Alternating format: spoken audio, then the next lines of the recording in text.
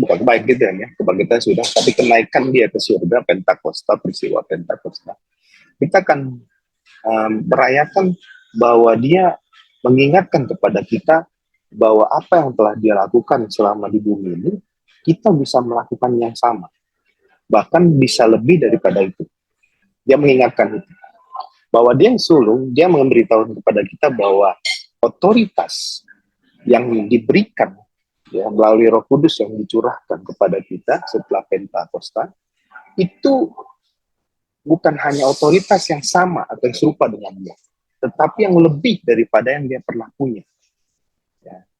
Karena dia janjikan ada Pentakosta, dan kita semua yakin percaya kita sudah menerima itu, di dalam hidup kita sudah ada Roh Allah sendiri, ya, yang hidup di dalam kita, yang menaungi kita, dan yang mendorong dan mengendalikan kita. Maka hidup kita, waktu dikatakan kita harus sempurna seperti Bapa, serupa seperti Kristus, itu bukan sesuatu yang mustahil. Tetapi itu sesuatu yang real dan make sense. Bisa apa adanya. Karena apa? Ada Roh Allah yang sudah menaungi dan memastikan kita bisa menghidupi itu.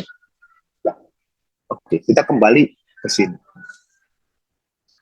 Hendaknya di dalam hidup kita bersama, ya, kita ditaruh, diingatkan untuk kita menaruh pikiran kita, ya, itu seperti apa? Seperti Kristus. Ya. Kita menaruh pikiran kita dan juga bahkan perasaan kita seperti di dalam Kristus. Nah, ini sebuah peringatan yang menarik untuk kita pahami. Hendaknya kamu dalam hidupmu bersama, artinya bukan hanya sendiri-sendiri, tetapi seluruh kita, gitu ya. Artinya semua orang percaya, ini sebuah kalimat peringatan dan perintah, kita menaruh pikiran kita. Nah, kenapa pikiran? Ini menarik, gitu ya. Kenapa pernyataan yang pertama pikiran dulu? Ada sebuah pemahaman, segala sesuatu yang digerakkan atau yang menggerakkan atau yang diperbuat itu berasal dari apa yang ada di dalam mind. Jadi semua yang kita ucapkan, yang semua kita lakukan, yang semua kita perbuat dalam hidup ini, itu berasalnya atau didorongnya dari mind, pikiran. Alkitab beberapa kali menyebut bagaimana kita harus hati-hati menjaga pikiran kita. Katanya kalau pikiran kita ini gelap, maka keluarlah sesuatu yang gelap. Tapi kalau pikiran kita ini terang, keluarlah segala sesuatu yang terang dalam hidup kita.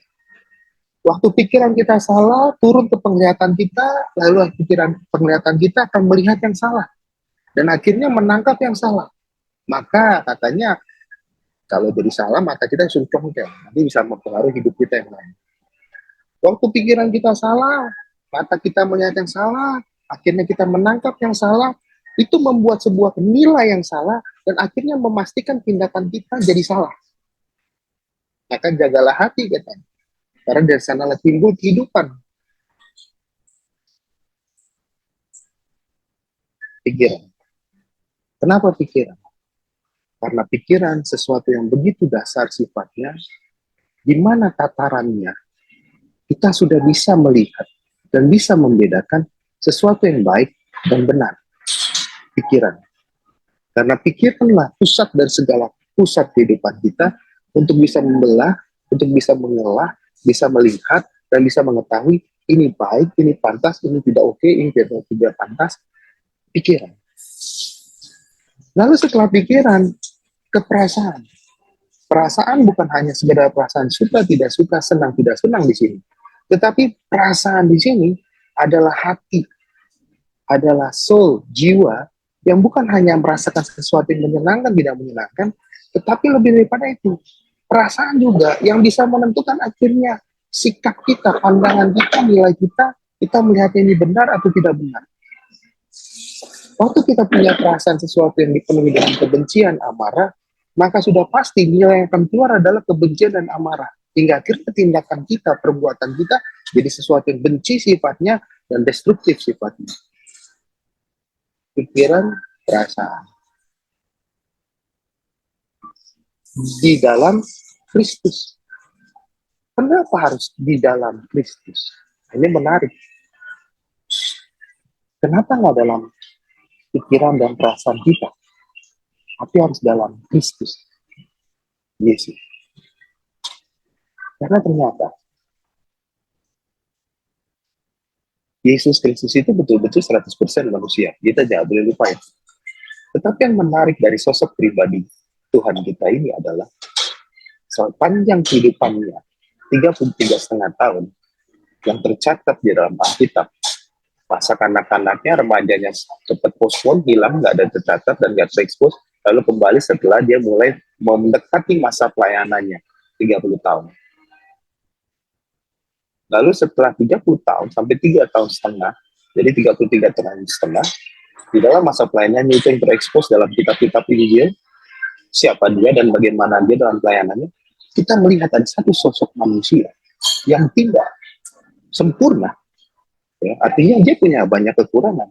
Dia pernah rasa takut, dia pernah rasa sedih, dia pernah lapar, dia pernah rasa hancur, terhianati, dan dia pernah rasa ingin mati. Itu merujuk bahwa dia bukan manusia yang sempurna, dia sama seperti manusia umumnya.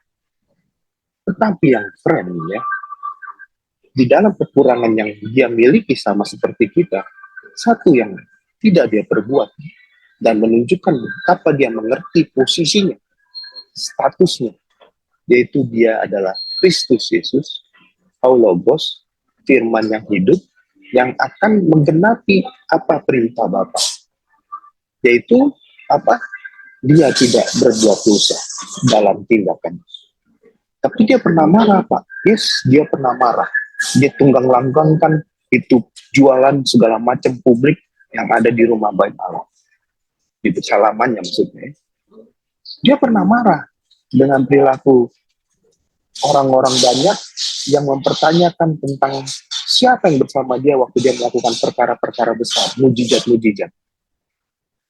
Bahkan dia sangat marah dengan murid-muridnya waktu di Taman Eden karena kenapa mereka nggak bisa berdoa bersama untuk 1 jam saja. Tapi dia nggak berdosa. Karena yang keluar dari mulutnya tidak matian, tidak cacian, tidak hinaan, tidak sesuatu yang menjatuhkan, menjudgment mental seseorang, tetapi sebuah luapan ketidaksetujuan dia terhadap ketidakbenaran atau perbuatan yang menyimpang. Itu dia. Kenapa Kristus? Dia manusia, 100% manusia, tetapi dia melakukan firman 100%. Lalu bertanyalah kita, apakah Kristus manusia yang lain dari yang lain, hingga dia tidak melakukan dosa? Kita rujuk kepada bahasa aslinya dalam Filipi 2 ayat 7 dan 8. Al eton econescence morpen daulo labon kan haumaute antropon genosenus. Yang bahasa Indonesia ini, tetapi ia telah mengosongkan dirinya sendiri, mengambil rupa seorang hamba dan menjadi sama dengan manusia. Econosens, mengosongkan, ini merujuk kepada sebuah kondisi kesadaran dan kerelaan yang dilakukan oleh seseorang, yaitu Kristus di sini, melepaskan sesuatu yang merupakan hak kehormatannya dan kuasanya untuk seperti seolah-olah dia Allah, tapi dia menjadi manusia yang dalam tugas emban yang dia sedang emban, dia harus tergantung nanti di atas salib. Mengosongkan. Nah, bicara mengosongkan ini bukan berbicara seperti sesuatu yang isi lalu tiba-tiba kosong karena bocor, bukan. Tetapi mengosongkan di sini ada sebuah tindakan yang secara aktif dia lakukan, dia tahu kapasitasnya, tetapi dia memang sengaja membuat jadi nol, dari empty jadi kosong. Itu hanya bisa dilakukan oleh seseorang yang sadar dan rela. Tadinya dia punya, jadi nggak punya. Tadinya dia di atas, dia jadi boleh hina. Ini ada sebuah hal yang karena bisa dilakukan karena apa? Kerelaan. Tetapi kerelaan ini nggak bisa jadi atau nggak bisa dilakukan kalau dia nggak bisa merendahkan dirinya. Maka bicara tentang mematikan diri seperti Kristus, ada sebuah poin yang harus kita pastikan ada di dalam diri kita, merujuk kepada tadi di dalam rupa Kristus, yaitu apa? Sadar kita harus rela mengosongkan atau mengambil posisi tidak seperti yang kita mau secara fisik semata, bukan seperti bagaimana dunia memandang yang hebat, yang termulia harus di posisi ini, tetapi kita merujuk kepada bagaimana Allah sejatinya memandang sesuatu yang mulia, yang hebat ini, yang di mana dan bagaimana. Mungkin kita punya hak untuk membela diri. Mungkin kita punya hak untuk menjawab. Mungkin kita punya hak untuk menunjukkan eksistensi kita. Tetapi karena seperti Kristus yang ekone nonsense, yaitu mengosongkan, kita memang sengaja nggak memilih itu. Agar apa? Agar bukan aku yang hebat, bukan aku yang mau, bukan aku yang bisa, tetapi Bapa yang ada di dalam aku. Pemahaman itu dulu yang harus ada waktu kita bicara tentang mematikan diri seperti Kristus. Sadar dan aktif. Lalu ada morphe dulu, rupa seorang hamba. Ini bukan hanya bicara bagaimana penampilannya, tetapi ini bicara tentang esensi, dasar, atau sesuatu yang paling murni yang menggerakkan siapa dia. Jadi waktu bicara mematikan diri sama seperti Kristus, atau kita menaruh pikiran dan perasaan di dalam Kristus, maka ada satu esensi yang paling dasar, yang paling murni, waktu kita menyadari siapa kita. Yes, kita seseorang yang dengan segala atribut yang kita miliki, berupa pendidikan, berupa ekonomi, berupa status, berupa apapun. Tetapi akhirnya dengan sadar tadi, secara sadar dan aktif, kita kosongkan, kita mengambil esensi, sikap yang paling mendasar. Kita jaga hati kita jaga pikiran kita, akhirnya kita jaga perbuatan kita, untuk kita memang betul-betul seperti dia. Kristus mengambil posisinya. Dan yang terakhir, bicara tentang epinosense euton, yang merendahkan dirinya sendiri. Ini sebuah tindakan aktif. Bukan merendahkan, artinya memang pasrah, dan memang karena situasi dan perbuatannya dia pantas untuk menerima hinaan itu, tetapi dia sadar kenapa dia harus menerima hinaan atau ketidakbernilaian dirinya, karena ada sebuah tugas tanggung jawab yang dia ambil, yang dipercayakan Bapaknya adalah dia harus naik taat sampai mati di atas kayu salib. Ingat, kayu salib itu bukan sesuatu yang mulia. Kayu salib itu sesuatu yang sangat hina. Di mana salib itu adalah lambang hukuman bagi seseorang yang punya dosa sangat besar dan tidak terampuni. Dia tidak layak ke sana. Tapi dia menaruh dengan suatu tindakan kesadaran aktif. Dia harus hilangkan semuanya, dia harus ambil posisinya, esensi dasarnya, dia berdiri dan dia ada tergantung di sana. Tidak hebat, tapi sangat mulia. Karena kalau bicara hebat, tidak ada yang hebat di salib. Tetapi waktu ketaatannya, menaruh pikiran dan perasaannya terhadap apa yang Bapa Elohim Yahweh inginkan, itu yang mulia. Dan itu yang memuliakan, hingga akhirnya di firman bagian yang lain dikatakan kepadanya diberikan karunia yang begitu luar biasa, otoritas yang begitu luar biasa. Setiap lutut akan bertelut, setiap lidah akan mengaku dia adalah Kristus Yesus Tuhan. Dia yang teladan bagi kita, dia yang sulung, dia yang menaruh tolok ukurnya, dia yang menaruh standarnya. Bagaimana kita orang percaya, kita harus hidup, dan akhirnya kita mematikan diri kita sama seperti dia mati. Bukan karena sekedar usia yang membawa kita mati, tetapi kalau kita suka ingat Bapak ngomong, kita mati sebelum mati, artinya kita memang mematikan sesuatu yang tidak layak di dalam diri kita, hingga akhirnya kita mengenakan sesuatu yang mulia. Nah, tapi orang seringkali konsepnya berpikirnya itu adalah tindakan bunuh diri. Padahal bukan. Tidak ada Bapak pernah mendorong setiap kita bunuh diri. Tetapi yang Bapak sedang ajarkan, Bapak kepala kita ya, Bapak pembina kita, Pak Eras, adalah sebuah kesadaran aktif. Bagaimana di posisi kita sebagai orang percaya, bukan hanya sekedar status yang kita kenakan di orang percaya, tetapi kehidupan Kristus yang penuh dengan kemuliaan itu yang kita kenakan. Itu yang kita hidupi, dan itu yang hidup dalam hidup kita.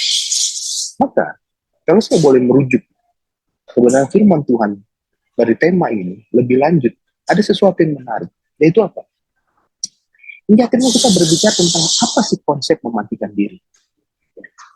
Nah, Yesus mengajarkan tadi, kita harus mengikuti dirinya, standarnya, berarti kita menyangkal diri kita, sama dalam seperti Markus 8 ayat 34 katakan, ini bicara bukan hanya sekedar menolak kesenangan duniawi, tetapi yang lebih hebat adalah kita sungguh-sungguh mematikan segala sesuatu atribut fisikly. Apa itu ego kita? Apa itu ambisi kita? Apa itu keakuan kita? Yang semuanya seringkali banyak sangat bertentangan dengan kehendak Bapa. Kita harus mati. Ego, ambisi pribadi, keakuan kita. Tanpa kita sadari, yang sejatinya itu sangat melekat. Hingga akhirnya banyak disebut namanya itu adalah karakter pribadi yang melekat dalam diri kita. Yang harus kita mulai matiin. Dan kita mulai hidupkan. Bukan lagi aku, bukan lagi Andri, ya, bukan kepentingan Andri, bukan keinginan Andri, tapi sama seperti apa yang Paulus katakan, kalaupun aku hidup bukan aku, tapi Kristus yang hidup dalam aku. Dan itu nggak mudah. Mudah dikatakan, mudah kita baca, tapi tidak mudah waktu kita hidupi. Tapi itu yang harus. Itu yang harus.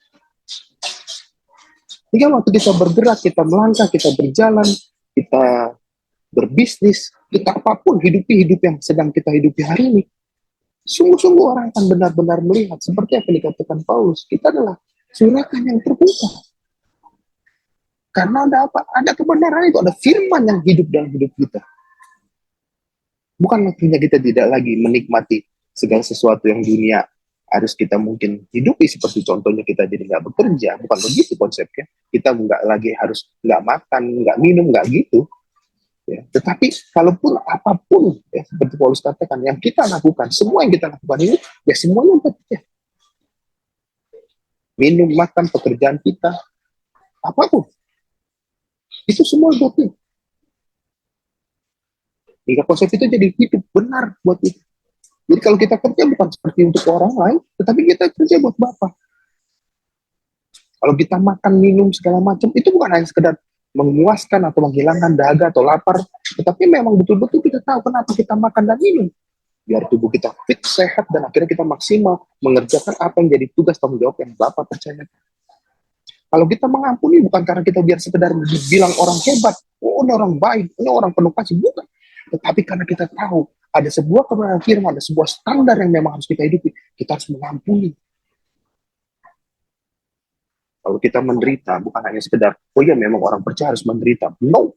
Tapi kita tahu, mungkin penderitaan ini adalah waktu untuk kita berjumpa dan melihat langsung tangan Tuhan itu, pertolongan Tuhan, kekuatan Tuhan ini nyata. Dan akhirnya menjadi suatu kesaksian dalam hidup kita. Bagaimana penyertaan Tuhan hari ke hari, dan seterusnya kita bisa berkata, semuanya bisa kita lakukan.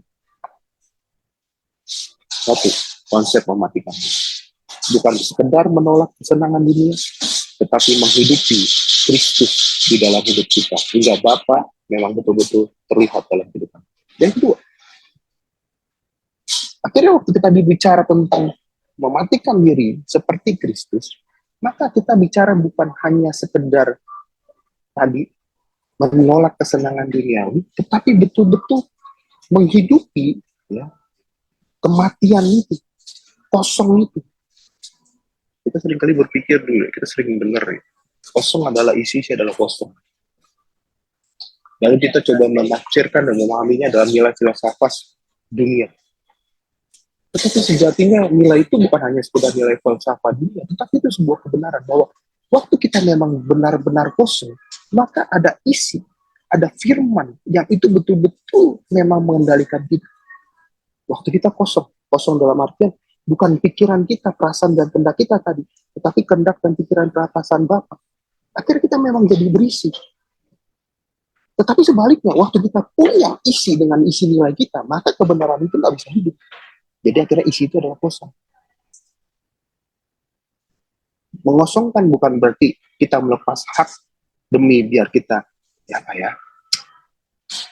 biar kita bisa dia anggap kita orang baik, orang suci, orang yang betul-betul, kayaknya bayar harga. No.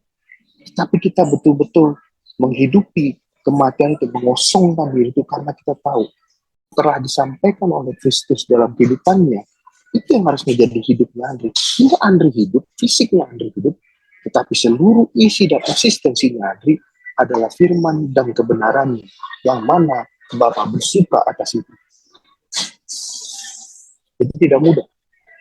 Tapi itu standarnya. Waktu kita bicara tadi, mematikan diri seperti Kristus. Lalu poin yang ketiga, bicara tentang mematikan diri seperti Kristus. Ini berbicara tentang apakah sudah sungguh-sungguh sikap hati yang seperti Kristus itu yang memang kita jalani dalam hidup ini. Guys, teman-teman, sikap hati seperti Kristus itu yang seperti apa sih? Sikap hidup yang seperti Kristus itu adalah sikap hidup yang taat. Satu. Tetapi apakah hanya sekedar taat? No.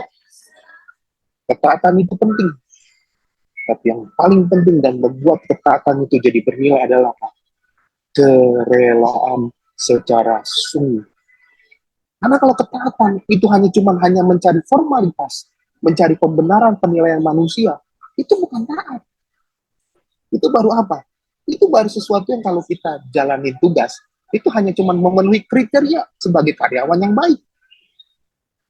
Datang absen jam 8, tetapi setelahnya dari jam 8 sampai jam 5 sore cuma ngobrol, ngurumpi, suka-suka jalani hidup, kerjaan nggak selesai, tanggung jawab nggak dipenuhi, lalu absen pulang jam, itu bukan taat.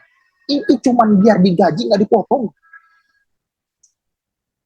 Dan kalau tarik itu dalam kehidupan kita sebagai orang Kristen, datang ke gereja, tidak ngerokok, kasih persembahan, ikut home, nggak berzina, itu bukan taat. Itu cuma cari status, kau biar nggak masuk neraka, biar kau dibilang orang Kristen yang baik. Tapi kalau taat, yang benar-benar taat itu punya nilai yang tinggi, adalah kau dengan rela menghidupinya. Karena kau tahu, itulah dirimu, itulah identitasmu. Karena kalau nggak itu, kau bukan itu, kau bukan orang percaya. Bukan status yang kau cari, tetapi memang sebuah kesadaran. Itulah hidupmu, itulah nilainya. Jadi akhirnya waktu berbicara tentang seorang Kristen yang menghidupkan dirinya, mematikan dirinya seperti Kristus, yaitu bicara tentang memang hati yang sehari-hari seperti Kristus, yang rela dan taat menghidupi kebenaran menjadi nilai dirinya.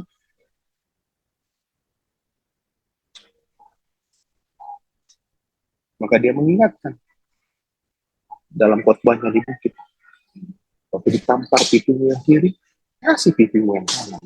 Bukan karena kau rendah dan hina, bukan karena kau nggak berdaya, tapi memang itu nilaimu.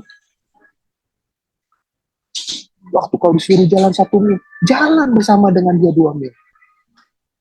Bukan kau mau menunjukkan kau lebih hebat, kau lebih kuat, no. Tapi memang ayolah. Waktu kau disakiti dan segala macam, kasih makan, kasih minum, berdoa buat mereka. OMG. Itu sebuah kondisi di mana kenapa kita bisa diikuti atau mengikuti itu? Karena kita tahu, ini memang kita. Kita memang berbeda dari dunia ini. Kalau kau cuma bisa kasih yang baik sama orang yang baik, kata firman itu, apa bedamu?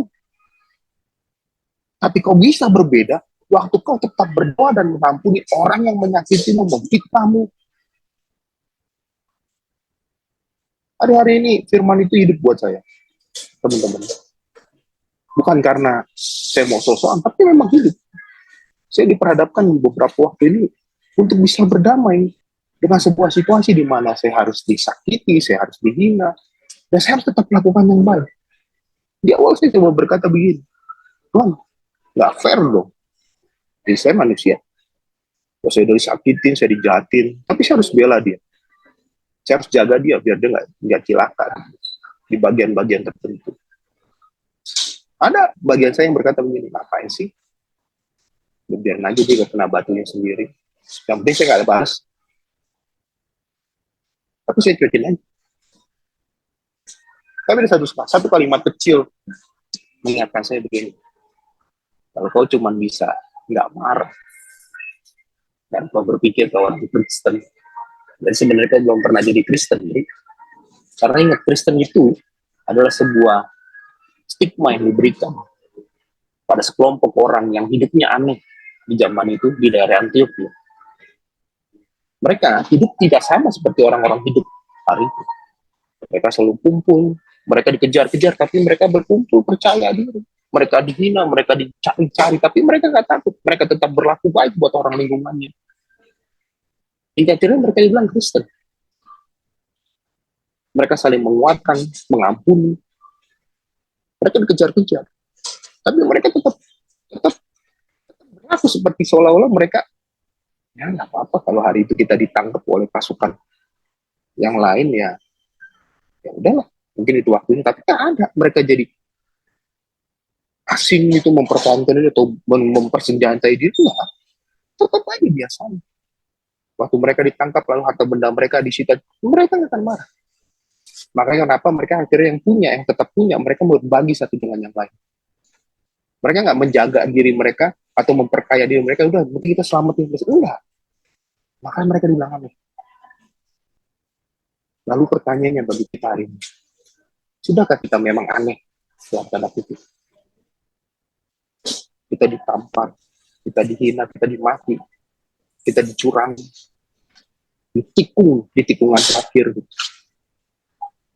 Sudahkah kita aneh dengan tetap berlaku baik, berlaku kebenaran?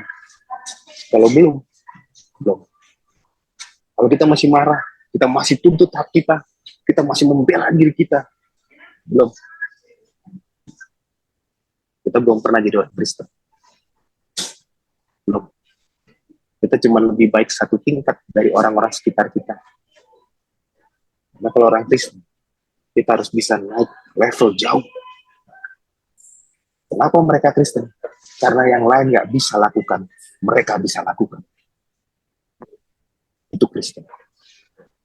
Yang lain nggak bisa lakukan, mereka bisa lakukan. Satu kelompok yang aneh di daerah Antioquia.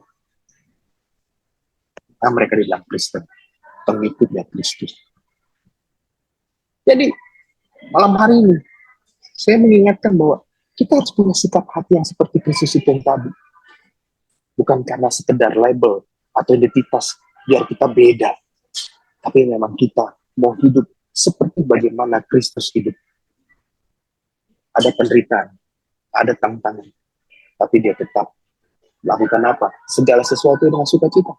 Segala sesuatu dengan sesuai dengan yang Bapa mau. Kita harus belajar mengampuni, walaupun tidak pernah ada kata permohonan maaf yang disampaikan kepada kita. Kita harus tetap bisa melayani, walaupun nggak pernah ada kata terima kasih yang disampaikan oleh kita. Kita harus tetap kasih yang terbaik, walau nggak pernah ada yang menghitung atas kebaikan itu. Bukan karena kita mau cari pujian, tapi karena kita tahu Kristus kalau hidup, dia lakukan itu.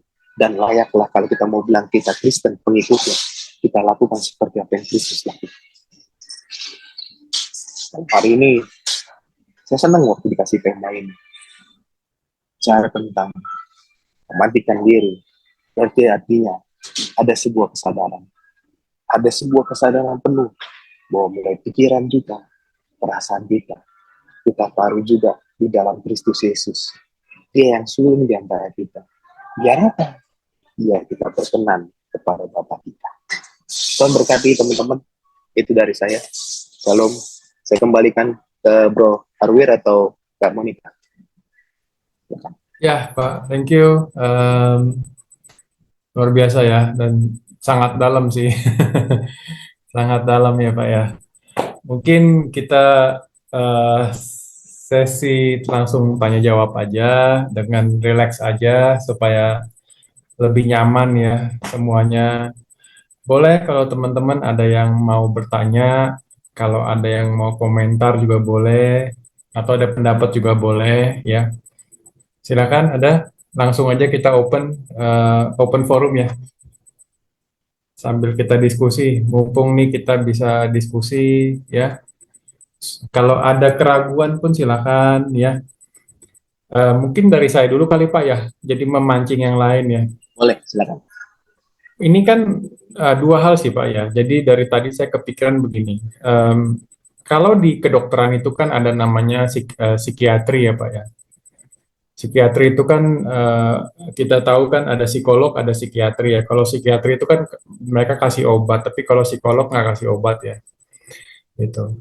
Em, saya dari tadi mikir ini kita kayak ya, bukan kayak saya bilang iya. Kita kayak punya personality disorder gitu Pak. Karena kita menghidupi orang lain, punya hidup gitu sebenarnya. Ya, kita menghidupi Dokter Monica ketawa tuh. Kita menghidupi kehidupan orang lain yang kita belum pernah ketemu, belum pernah jumpa, ya, betul nggak? Fisik kita nggak pernah pegang gitu kan, terus kita berusaha ngeraba-ngeraba nih menghidupi kehidupan seseorang itu yang 3,5 tahun itu eh, berkarya di bumi gitu loh. Jadi kayak punya personality disorder sendiri nih kayaknya saya, ya itu tadi bilang kayak orang psycho gitu kan, gitu. Ya saya nggak yakin semua orang Kristen tuh mengerti poinnya ke arah sana gitu. Betul nggak Pak? Ya kan? Which is sesuatu yang di luar nalar, di luar logika. Makanya bisa dibilang seperti orang gila ikut Yesus gitu kan? Yes. Gitu ya. Betul nggak Pak? Ya, Gitu betul, ya. betul, betul. Mungkin em, saya nggak percaya nih Pak, jujur aja ya. Dari 3 miliar penduduk Kristen yang ada di dunia misalnya ya, kurang lebih kan 3 miliar Pak ya, kurang lebih ya. Berapa persen yang mengerti seperti itu gitu loh. Poin seperti itu bahwa saya mati dan hidup Kristus yang hidup dalam diri saya gitu. Itu satu Pak, mungkin nanti Bapak boleh elaborasi Pak ya. Terus yang kedua adalah em, kan dikatakan Yesus adalah Adam kedua, betul ya. Hmm. Artinya kan dia harus dibuat serupa dengan Adam satu. Karena eh, eh, apa namanya, dikasih term Adam satu dan Adam dua itu kan dia Adam kedua, betul nggak? He is the second Adam, betul ya. Artinya kan dia harus similar Pak, nggak boleh beda, betul nggak? Hmm. Kalau nggak mungkin dong term itu dikasih sama dia bahwa dia adalah Adam kedua, betul nggak Pak? Hmm. Adam kedua dan terakhir, betul nggak Pak? Kira-kira Ya, begitu. oke. Nah, Saya bisa terangin? Oh, oke, belum. oke, jadi gini, nanti Bapak terangin ya. Bantu terangin. Nah, pertanyaannya begini, kalau dikatakan dia sebagai Adam kedua, berarti kan dia harus serupa seperti Adam pertama, dalam hal ini harus benar-benar seperti Adam pertama. Kalau nggak kan nggak mungkin dikasih term dia sebagai Adam kedua, betul nggak? Ya kan? He has to carry the similar picture lah gitu, Hmm. seperti Adam satu gitu kan. Nah, yang jadi pertanyaan adalah berikutnya, kalau dia lahir di kandungan Maria, dia dia adalah benihnya dari Roh Kudus, betul ya. Nah, tapi kan Maria adalah wanita yang mempunyai kodrat dosa. Hmm. Nah, pertanyaan saya adalah kodrat dosa tersebut dibawa nggak sama Yesus Kristus? Hmm. Ya, mungkin di situ dulu kali Pak ya. Kira-kira nangkap poinnya Pak ya, questionnya ya Tangkap, Pak ya. tangkap. Karena itu Ini, cukup cukup dalam sih Pak. ya, makanya saya bilang, saya baru mau ngomong gitu, bahwa ini mirip kayak kelas ya, Thank you Pak, silakan Pak. kayak kelas teologi ini. Oke, tapi seru. Ini yang penting. Jadi gini, saya mau poin dua dulu, saya mulai. Kenapa dia disebut Adam kedua? Karena memang ini sedang merujuk Adam itu, ingat ya, Adam itu merujuk sesuatu yang Allah izinkan, berasal dari Allah sendiri, tetapi dia bukan Allah. Apalagi pahami dulu ya. Adam itu merujuk kepada sesuatu Allah izinkan, Allah yang buat, dan Allah ada di dalamnya. Dan ini merujuk bahwa dia bukan Allah. Itu Adam. Biasa. Poin itu menginformasikan kepada kita juga sejatinya dengan jelas bahwa Kristus itu bukan Allah. Dia manusia. Gitu ya. Jadi kalau yang berkata dia totally Allah yang jadi manusia, kayaknya nggak tepat akhirnya kalau dibilang Jesus is second Adam. Itu kan. Nah, tapi oke, kita skip dulu sih. Saya narik ke dalam. Apakah Adam pertama dan Adam kedua sama? Ya, dia manusia. Dia punya banyak 1001 kurang. Tetapi ada satu kenapa dia the second Adam dan the last Adam. Dia jadi yang teladan untuk menunjukkan bahwa di tengah ketidaksempurnaan manusia, kalau manusia dengan sadar dan aktif, dia mengolah dirinya, mencari tahu kebenaran. Karena ingat, kisahnya Kristus, Yesus ini menarik. Dimulai dari masa kanak-kanak di mana dia suka akan kebenaran. Betul? Dia ada di rumah Allah, dia belajar. Orang tuanya ngajak dia pulang. Tiba-tiba pas naik ke belakang, anaknya masih ketinggalan di bait Allah. Balik lagi. Artinya itu sedang beritahu, mulai dari diri, waktu kau cari kebenaran, kau hidup, akan hidup dalam kebenaran. Maka saya ditanya, jadi yang paling penting sebenarnya itu kelas dewasa, kita semua menganggap ibadah minggu adalah sekolah minggu ya, sekolah di hari minggu. Jadi sebenarnya di sekolah minggu itu ibadah yang mana yang paling urgent? Saya bilang, ibadah di kategori remaja, anak-anak remaja, itu yang paling urgent. Paling dasar urgent. Kenapa? Karena itu adalah kategori di mana kebenaran itu bisa dimasukkan, bisa tertanam, dan akhirnya menghidupi dalam kehidupan seseorang. Kalau di kategori dewasa, waktu seseorang sudah punya frame pandangan, kamu kasih tahu apapun, dia nggak akan pernah bisa digoyang. Apalagi kalau itu dan namanya value, nilai, nggak bisa. Tapi anak-anak itu sangat penting, remaja sangat penting untuk dikasih kebenaran biar dia bisa punya nilai value yang benar, frame yang benar, hingga akhirnya nanti akan bertumbuh dalam kebenaran. Oke, itu kisahnya Kristus. Dimulai dengan fase kanak-kanak. Remaja ke dewasa di mana kisahnya? Hilang. Artinya apa?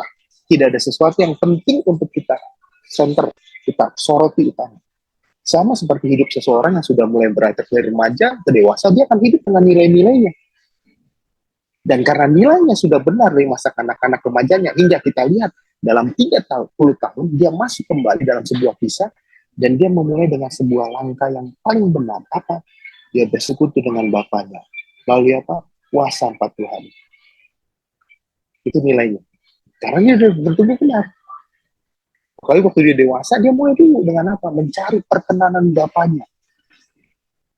Wah, 40 hari. Sampai dia dicobai oleh iblis 3 kali. Pencobaan paling pertama apa? Keinginan daging, lapar. Tapi karena dia sudah memang benar-benar bersekutu dengan kebenaran, frame benar itu sudah hidup dalam hidupnya. Jawabnya tepat, bukan karena semata-mata anak Allah, tapi memang dia hidup dalam benar, maka jawabnya sangat tepat kepada iblis. Hei, manusia itu tidak hanya hidup dari roti, tapi dari kebenaran. Itu jawaban paling keren. Karena dia tahu kebenaran itu. Yang kedua, dia jawab iblis apa? Hei, ada tertulis. Jangan pernah coba itu Allah. Memang dia benar akan jaga kau, tapi jangan pernah coba itu. Wah, keren. Sampai yang ketiga, dia bilang apa? Ini semua punya Bapak. Gak perlu aku tunduk tembaknya. Karena ada kau harus tunduk terhadap kebenaran.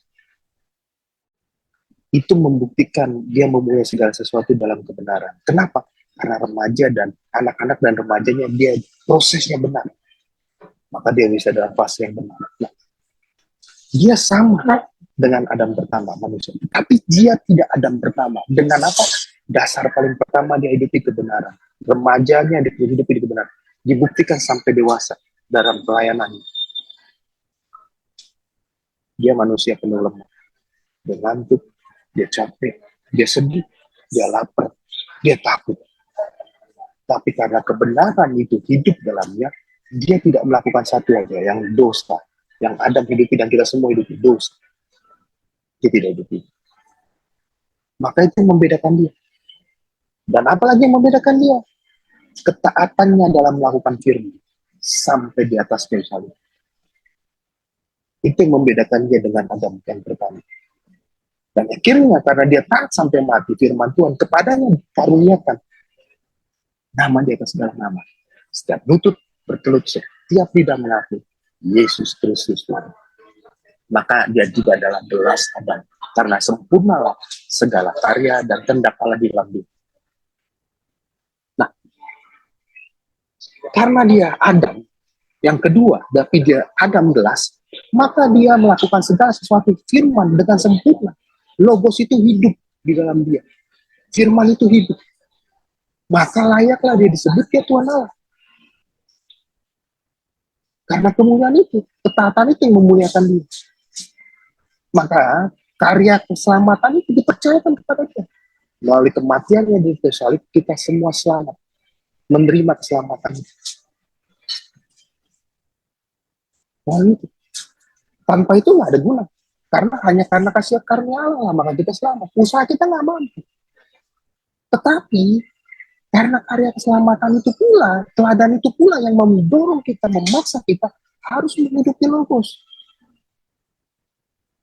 Kita sudah tebus, tapi harganya nggak murahan, mahal. Dengan apa? Ketaatan kita mengikuti teladannya.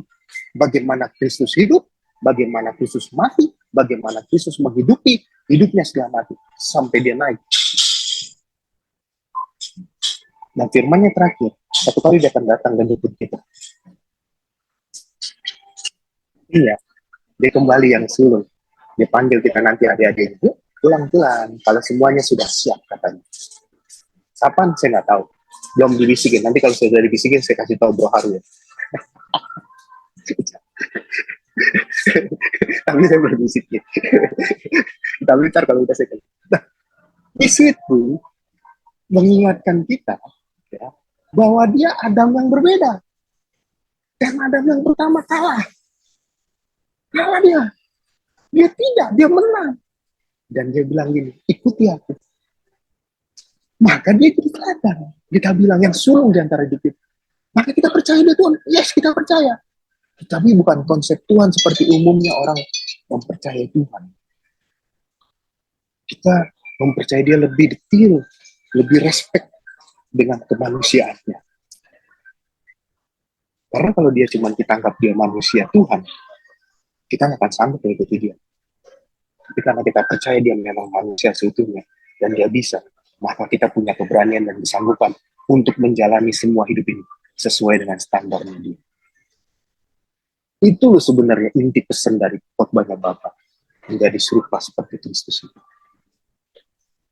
Memang banyak orang di dunia ini susah nangkep itu. Puji Tuhan kita bisa nanti. Nah, lalu pertanyaannya tadi, yang poin kedua yang menarik. Karena dia lahir dari manusia, seorang ibu yang berdosa. Apakah dosa keturunan itu melekat dalam dirinya? Yes, ada.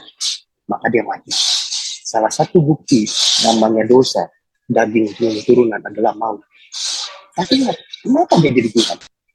Karena dia waktu dia turun dalam kerajaan Allah, hari ketiga, dia bangkit. Kenapa dia bangkit? Karena ada logos, ada firman yang dia hidupi dalam hidupnya. Itu yang membangkitkan dia. Jadi apakah dia memang terikat dengan dosa turunan? Karena mamahnya manusia? Ya. Tapi dia buktikan hari ketiga, kuasa maut itu, kata firman Tuhan, sangat maut itu. Hai sangat maut, mana kuasamu? Sudah selesai. Dia bangkit. Dan waktu dia bangkit, waktu dia jumpa dengan murid-muridnya sebelum dia naik di hari ke-40, siapa dia? Manusia kah? Setan? Jin kah? No. Dia manusia Allah. Maka dia bilang apa? Jangan sentuh aku. Aku belum pulang ke rumah bapakku. Dia manusia Allah. Dia memang fisiknya kelihatan manusia, tapi bukan manusia fisik yang penuh lagi dengan kuasa dosa tadi. Tidak ada lagi akhirnya ikatan kuasa dosa turunan itu mengikat dia. Karena apa? Dia naik. Alkitab mencatat, walaupun banyak orang meragukan tentang kisah itu, Tetapi semua mata melihat waktu dia naik secara fisik terangkat ke surga. Dan kita sebagai orang percaya, betul seperti tadi Bro Hawir pertanyaan pertama. Kita ini kan nggak pernah lihat dia. Kita nggak pernah tahu sosok dia. Cuman katanya. Tetapi bersyukurlah kita yang dipilih. Karena semua orang mendengar tentang kisah ini. Ribuan tahun lalu, bahkan mungkin miliaran orang sebelum kita sudah dengar dia dan sudah tahu itu. Tetapi mereka banyak yang nggak sanggup dan nggak memilih itu. Tetapi bersyukurlah kita bisa percaya walaupun tidak lihat itu katanya. Karena apa? Ada roh Allah yang dalam kita. Akhirnya kita memampukan untuk punya keimanan, kepercayaan. Walaupun tadi segala sesuatu itu mungkin nggak make sense. Dan akhirnya kita jadi berkata gini, saya mau ikut dia. Saya mau ikut dia. Berapapun harganya. Maka Bro Hawir dan hampir semua kita di tempat ini, kita berani bayar harganya. Kita sangkalin itu daging. Kita sangkali itu namanya kenikmatan ini. Kita sangkali semua namanya ego, keinginan kita. Lalu kita mencari apa yang Tuhan mau. Walaupun kita dibuang, dihina, dimaki, dicaci, disingkirkan, tapi kita katakan apa? Aku mengampuni. Sama seperti dia lakukan. Kita mungkin ditampar, dijahatin, dikhianatin, mau nyaris dibunuh. Tapi kita selalu berkata, aku mengasihi. Karena kita memilih percaya, mengikuti dia. Betul seperti Bro Hawir tadi bilang. Kita jadi orang yang punya kepribadian lain. Ya, tetapi bukan artinya kita jadi punya kepribadian yang lain dalam tanda kutip kita kurang sakit. Bukan juga karena kita jadi lebih hebat. Tapi kita dimampukan. Jadi memang betul kalau dari berkata, kalau kita selamat itu karena kasih karunia, ketetapan Allah. Yes. Karena banyak orang, bukan hanya kita yang mendengar, bukan hanya banyak orang penanya kita yang sudah melihat kesaksian. Tapi kenapa mereka nggak sanggup? Saya sering berkata begini, banyak orang berkata, kenapa ya Pak? Ini film Virus itu baik ya Pak, bagus ya Pak, ngajarin kita untuk benar ya Pak. Tapi orang bilang anggap itu sesat ya Pak, aneh Pak. Saya bilang gini, memang aneh. Gimana sih? Mati sebelum mati? Itu kan aneh. Kalau dunia ini kalau benar, kita harus menikmati kita punya hidup. Tapi kan memang ajarannya kan nggak boleh. Bukan arti kita jadi aneh ya, nggak maksudnya jadi pakainya nggak pakai cawat, bukan begitu kan. Tapi maksudnya gini, kita nggak berbangga dengan apa yang kita punya. Bahkan kita nggak rasa sesuatu yang menyenangkan dengan apa yang sedang kita hidupi. Biasa aja. Karena semuanya harus kita sadari bahwa itu semua yang kita lagi hidupi dan kita lakukan hari ini, itu semata-mata untuk memuliakan dia. Kita punya kendaraan nggak bangga dengan kendaraan kita. Bahkan kita mungkin berkata begini, ya itu cuma hanya alat aja, kaki aja, biar bisa ke sana, ke sini. Karena yang kita sedang hidupi, hari ini kita tahu, kita sedang hidupi Kristus. Kita kerja betul, kita belajar betul, kita bisnis betul. Tapi kita bukan cuma semata-mata mencari keuntungan atau kenikmatan lagi. Kenapa? Kita mau menyenangkan dia. Kita mau berkenan. Kita nggak pusing dengan manusia punya nilai. Walaupun kita menghormati norma dan menjalani etika. Tapi bukan itu lagi. Karena bagi kita itu sesuatu yang kecil. Karena kita cari bagaimana Tuhan tersenyum. Bapa tersenyum sama kita.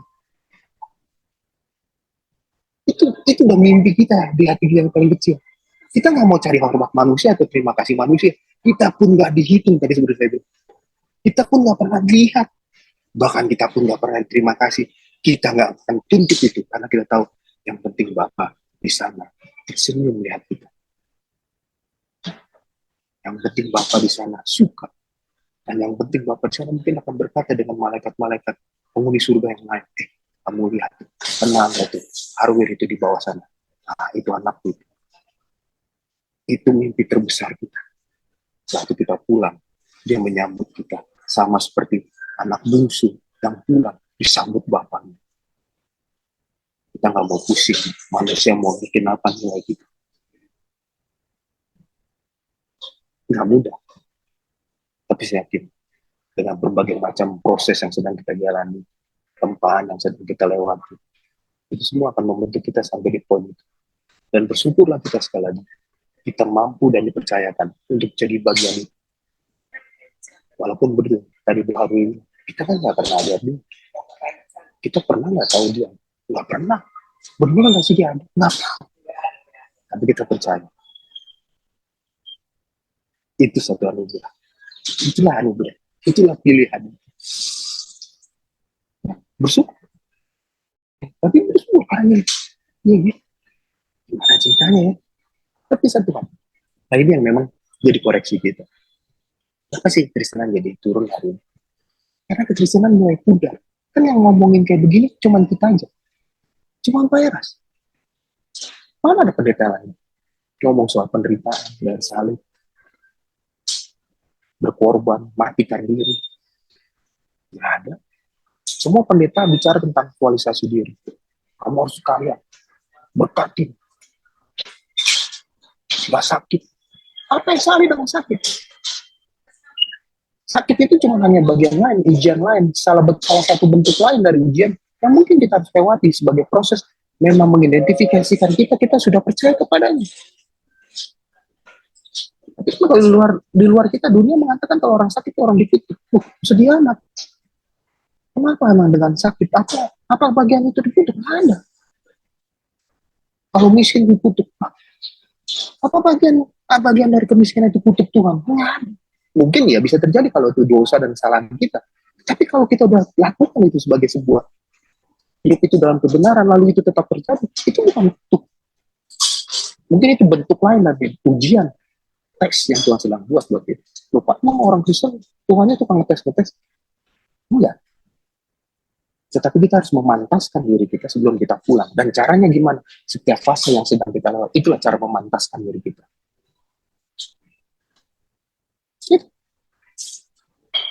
Gak mungkin kita nggak orang yang berserah sama Tuhan.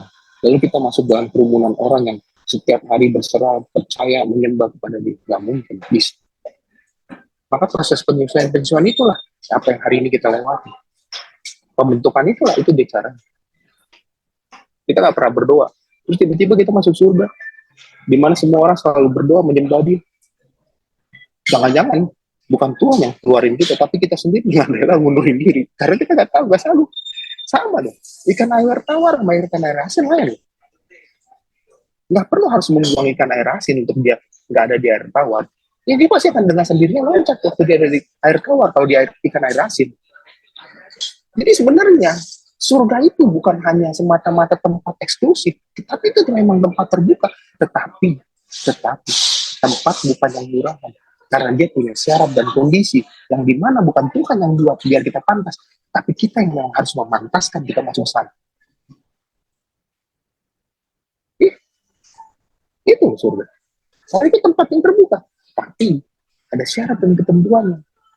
Syarat dan ketentuan apa? Ya Bapak. Maka kita harus berupaya dengan sadar dan sungguh-sungguh memantaskan diri kita seperti Bapak. Biar kita bisa nyaman hidup di sana. Bukan Bapak nggak mau terima kita. Tapi jangan-jangan kita nanti akan mengundurkan diri karena kita nggak bisa di sana. Tapi terima kasih Bro Halwir tadi sudah nanya. Saya coba menjawabnya dengan sangat ringan. Saya tahu semoga teman-teman bisa ngerti. Tapi kalau enggak, silakan tanya lagi boleh.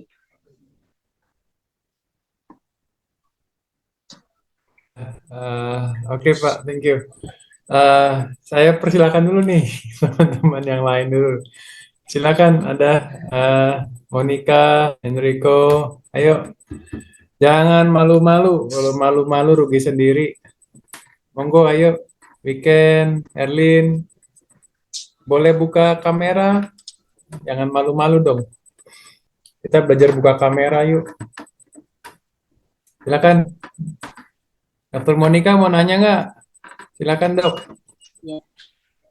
Terima kasih sharingnya Kak Andri. Aku mau nanya mungkin sambil nunggu yang lain juga. Tadi kan sebenarnya banyak ya yang aku tangkap Kak. Cuma pertanyaan aku doang mengenai yang kayak tadi Adam kedua gitu. Maksudnya Kak, kalau misalkan Yesus ini anak kedua, Adam kedua, berarti karena Kak ya selama ini yang aku pikirkan Yesus itu anak Allah gitu. Berarti kalau dia Adam kedua, berarti Yesus ini diciptakan. Maksudnya kan Adam kan diciptakan oleh Allah gitu. Kalau Yesus Adam kedua, berarti Yesus juga diciptakan gitu. Tuh sih Kak. Oke, pertanyaannya bagus. Jadi apakah Yesus di-create atau Yesus memang Allah yang hanya berinkarnasi? Gitu. Saya mau percaya bahwa di dalam Kristus Yesus itu memang ada roh Allah. Maka dia penuh dengan segala kebijakan dan hikmat dan keinginan dorongan. Dari kecil dia mencari setiap kebenaran itu. Tapi jangan pernah lupa, kalau kita baca lebih jeli dikit peristiwa terjadinya, satu kali Maria kan datang kunjungin tuh saudaranya yang hamil. Waktu yang hamil itu kalau nggak salah namanya Naomi. Lalu waktu didatengin, tiba-tiba bayang di dalam kandungannya itu teriak gitu ya. Ini jangan tahu anak Allah, kata gitu. Lalu tiba-tiba saudaranya berkata, Nabi ya, tadi. Yang lahir daripadanya itu bukan orang biasa, tapi orang yang luar biasa. Dia menyampaikan kebenaran firman, dia menyampaikan kebenaran firman gitu. Yang bisa juga memberkati, dan bisa juga yang mengutuk. Jadi artinya bukan orang biasa. Tapi mundur lagi dikit peristiwanya. Satu kali Maria dalam doanya, dia didatengin malaikat.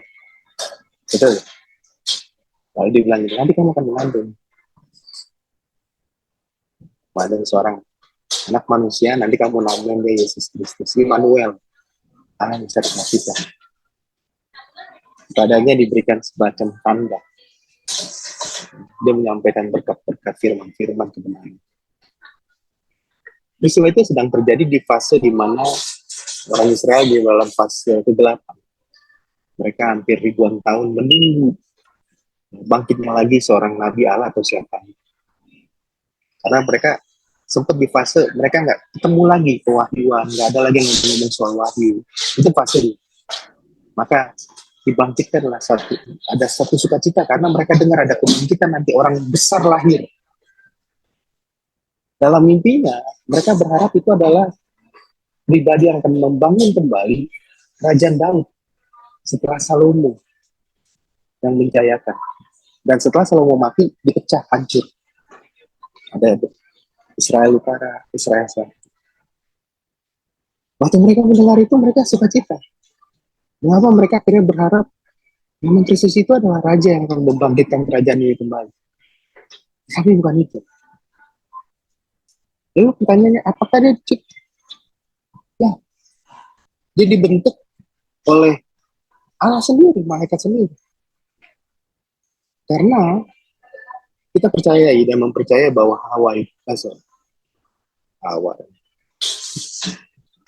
bahwa Maria itu memang dalam keadaan dia perawan suci.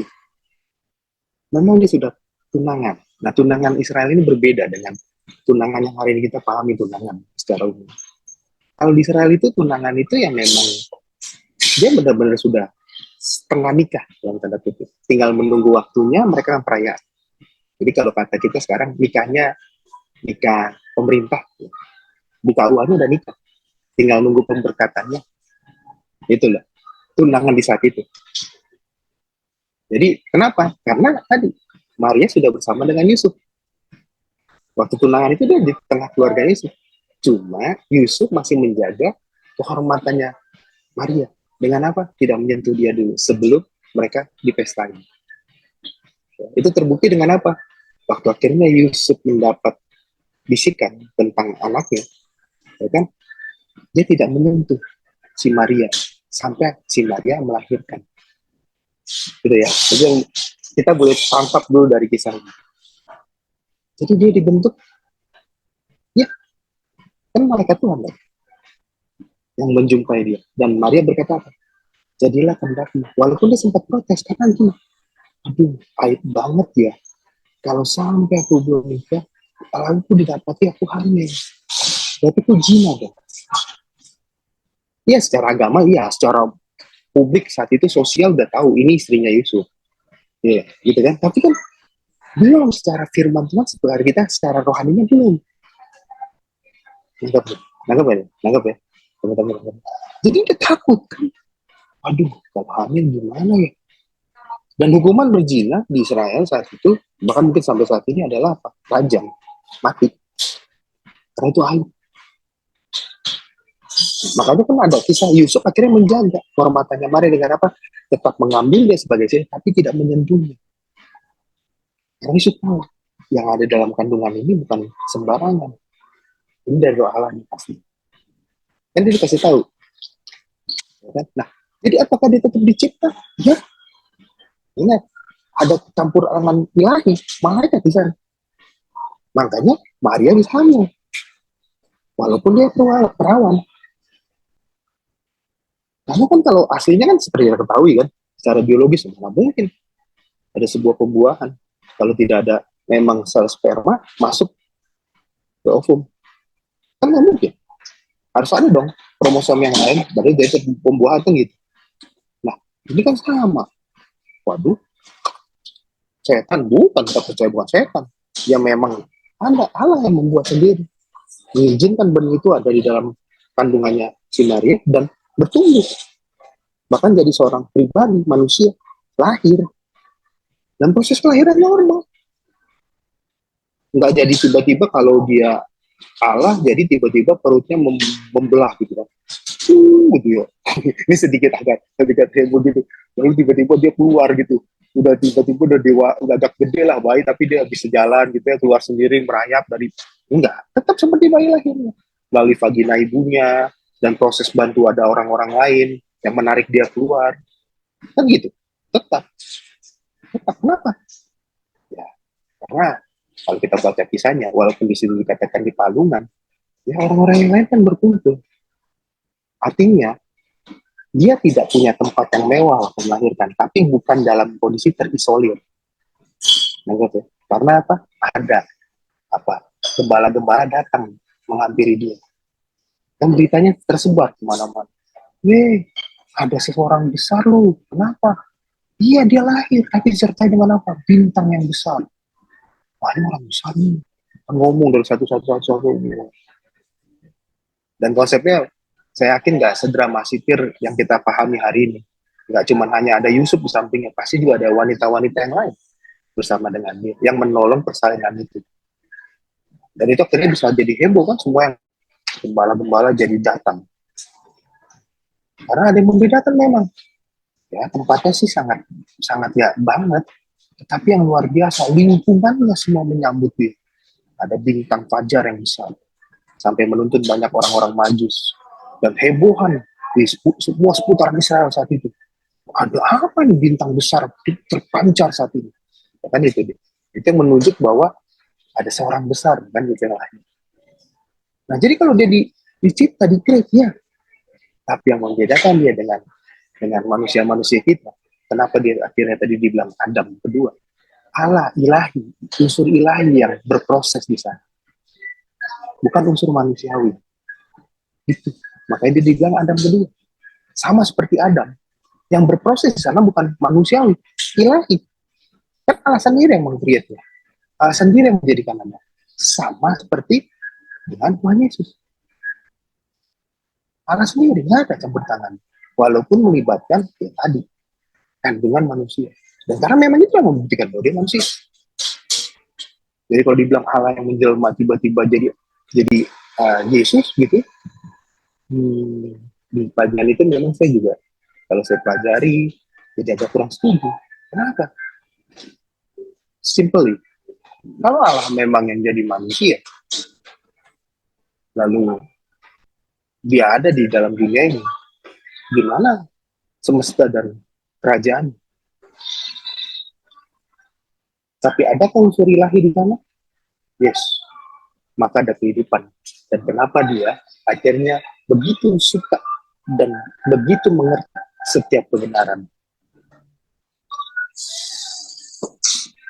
Itu sih. Gimana kamu Pak? Ya, gimana dokter? Terjawab nggak dok? Kira-kira terjawab dokter?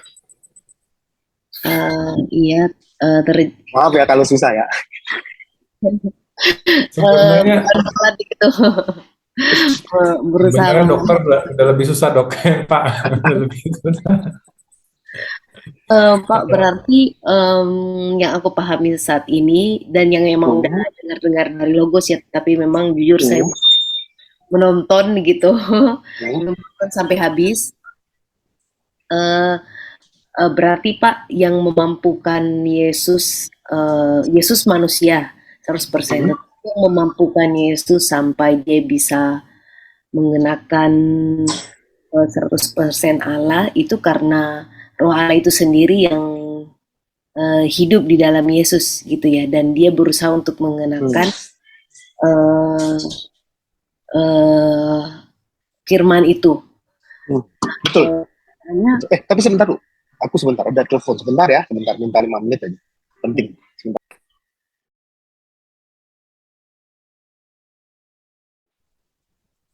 Ya, yang lain silakan bertanya, masih ada waktu. Ya,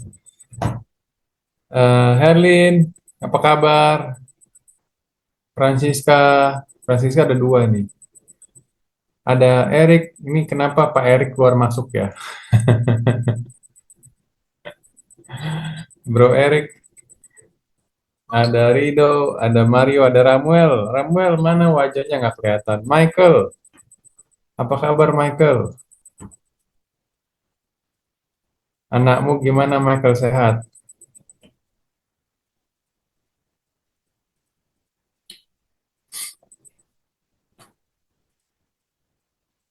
Sebenarnya menarik sih topiknya. Saya sendiri juga udah mulai banyak mau ditanya lagi, cuman biar teman-teman yang nanya deh. Nanti kalau nggak diborong sama saya lagi. Widya, dokter apa kabar?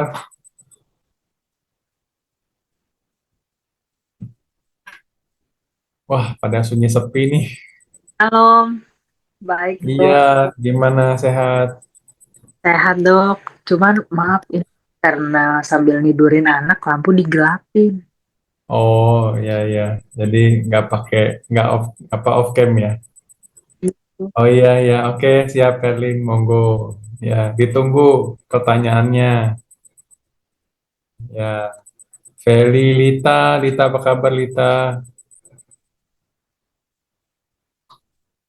Baik Pak. Iya, silakan bertanya yang masih ada waktu ya. Mumpung ada Pak Andri, kalau mau nanya apa atau mau komentar apa. Lumayan diskusi kita lumayan dalam sih sebenarnya, cuman harus ya yang lain harus ikut terlibat ya. Kalau nggak ngerti tanya aja, nggak ada pertanyaan yang bodoh kok. Ya, ingat nggak ada pertanyaan yang bodoh. Semua pertanyaan sah-sah saja dan nggak harus pertanyaan yang susah gitu ya. Ya, Francisca gimana rumah sakit Malang? Aman? Patricia, Tini apa kabar Tini? Kita harusnya bikin satu kesepakatan ya. Next time kalau Zoom semua harus buka apa on cam ya. Setuju nggak, Monica? Setuju ya. ya Semua mungkin harus on cam ya, nggak boleh off cam. Nanti kalau semuanya off cam, nggak mau khotbah, nggak ada khotbah. Ya, ini kalau kuliah nggak boleh begini off cam ini, ya harus on cam semua ini. Kita belajar menghargai speaker lah. Kalau speaker on cam, kita harus on cam ya. Oke, belajar menghargai speaker ya. Kalau yang nggak bisa udah lagi tidurin anak ya nggak apa-apa, it's okay ya. Ramuel, where are you? Cuman kasih senyum doang. Mana wajahmu Ramuel? Gimana kabarnya Ramuel? Kalau di Kupang memang cuacanya lagi ini, jadi memang kalau kasih hidup kamar takut nanti keluar lagi. Oh ya, nanti kalau keluar masuk lagi nggak apa-apa, ya kan? Mana Ramuel? Ada yang mau ditanya nggak Ramuel? Cukup menyimak dulu kan. Cari aman ya. Cari aman ya. Udah. Ini Rido dan Naomi ada mau tanya nggak? Silakan. Enrico, silakan Enrico. Saya menyimak dulu, Pak. Wah, kayaknya semua pakai pada play safe semua nih. Nggak seru ya. Michael gimana Michael? Michael wajahnya udah lama nggak lihat nih Michael nih.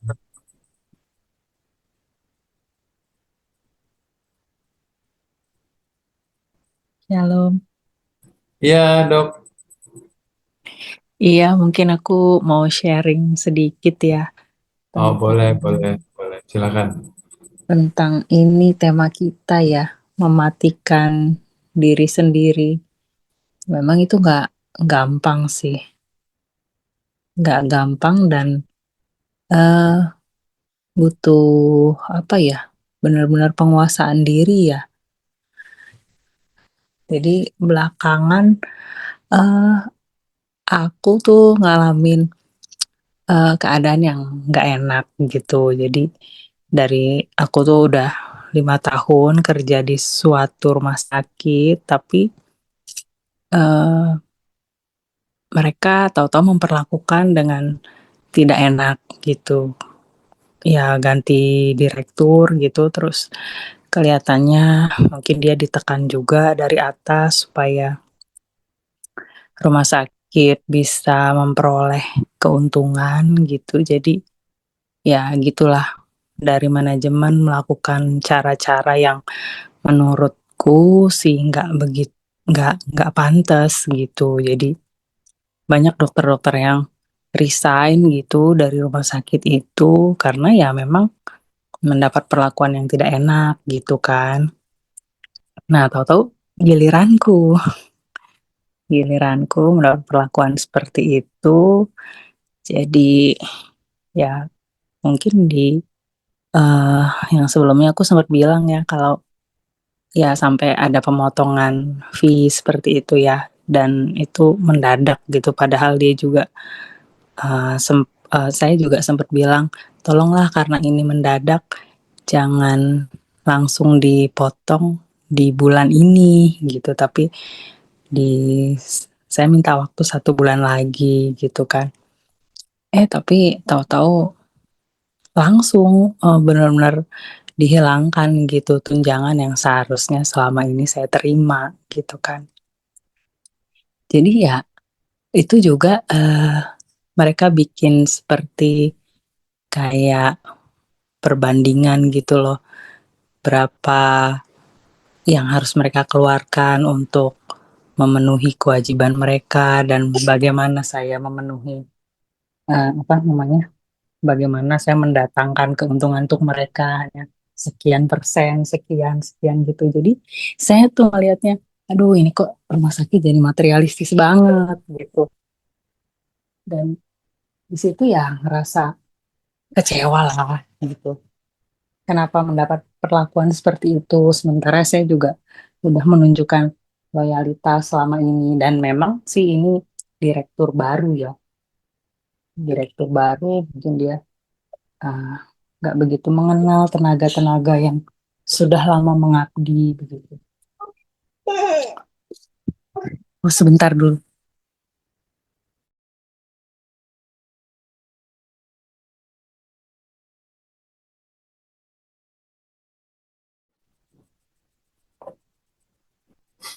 Kalau bicara rumah sakit cocok nih ada Francisca.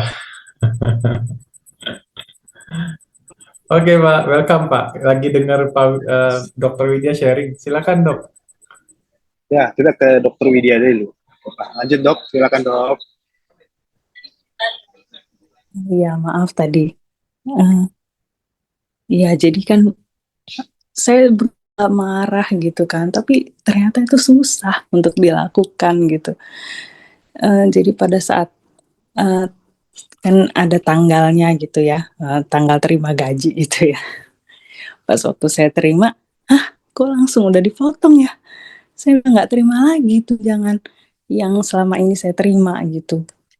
Jadi Ya gimana ya, kita kan setiap bulan tuh udah pasti udah punya ya pos-pos pengeluaran gitu, dan tahu-tahu dihilangkan begitu saja, dan itu bikin ya saya dan keluarga juga jadi shock gitu. Aduh gimana nih untuk kita memenuhi untuk bayar ini itu gitu kan.